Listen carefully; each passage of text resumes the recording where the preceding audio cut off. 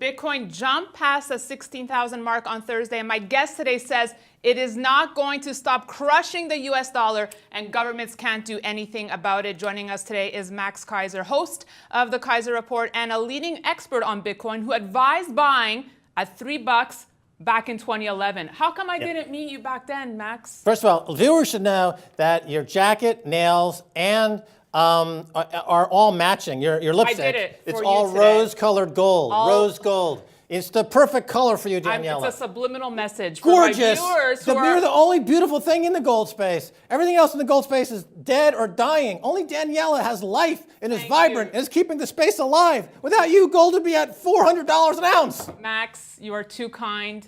First of all, what's your primer on Bitcoin for people who have been living under a rock in a minute? My 1 minute Bitcoin pitch. Well, you see, everyone knows that there was a white paper in 2008, the Satoshi Nakamoto white paper, and it says right there, digital cash. And this is really setting things off onto a path of confusion because you have to go back and look at Bitcoin in a different way to really understand what it's all about. Number one, Bitcoin is a messaging app. Number two, Bitcoin is a store of value. Number three, Bitcoin is a means of exchange or a medium of exchange.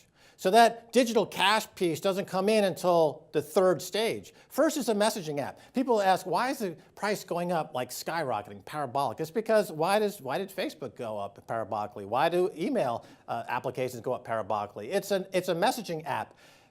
Economics is messaging. Currency is messaging. But we haven't seen anything like these moves, though, Max. In Bitcoin? Yeah. How do you? Anything comparable? How do you stomach this volatility? How do you deal with it? I build incredible bonfires of fiat money in my living room, and I set them on fire, and I toast marshmallows on them. The real deal? Oh, what? No. Well, I think right now what's happening is that institutionally, and players in Chicago, New York, the CME, the SIBO, and others are now coming to the table. So here's what's happening now, in my opinion, is that you've got these guys in the futures business, the futures markets, the hedge funds. They want to get into this business in a bad way. But as you know, as I know, and I created the virtual specialist patent technology, 5950176 is the actual patent number. I know about market making, and I know how specialists work in the financial arena. And I know that what's going on now is that all these guys are building up their inventory. They need an inventory. They need a basis for Bitcoin that's relatively low going forward. They're going to ramp this all the way up to a much higher price before they launch these futures products. Then you're going to see volatility, but from a much higher level.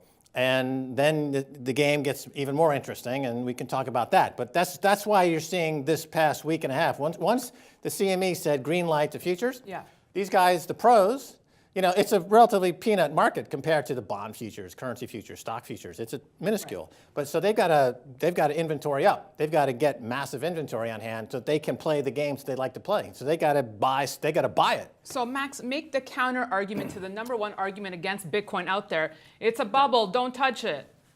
Again, go back to my three stages as I explained. Bitcoin, number one, it's a messaging app. Number two, it's a store of value. And number three, it's a medium of exchange. As a messaging app, you have to understand that it's exponentially growing like that hockey stick moment, that growth spurt that you see in the technology space. If this was just a pure technology, if it was Snapchat, and it was getting hundreds of millions of new users every quarter, people would not question that. They'd say, well, that's normal because it's a viral, exponentially growing technology. That's what this is, but apply it now to a store of value, medium of exchange. So to say that you got in at a great time is the understatement of the century. Yeah, probably. So if someone, and I get people stopping me all the time now saying, what do I do?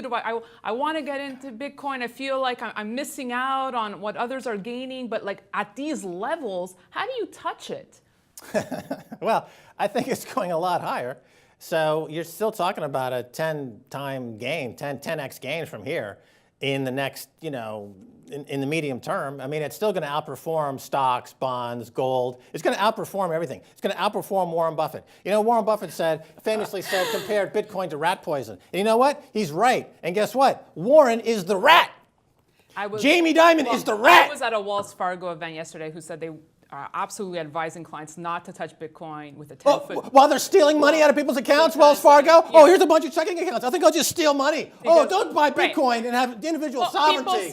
let's talk about the risk. People cite market risk, security risk, and regulatory risk. How do you debunk these myths? Well, regulatory risk is a non-starter because Bitcoin is the most regulated currency and security in the world. It's regulated by the protocol. The Bitcoin protocol is incredibly regulated. It's a beautifully game theory developed, equally balanced incentive system between buyers and miners and developers. And according to the hash 256 algorithm for proof of work stake in the cryptography area, and it just builds on top of that. And it's like, you have to, this is my comparison to gold, is that gold is element number, 97?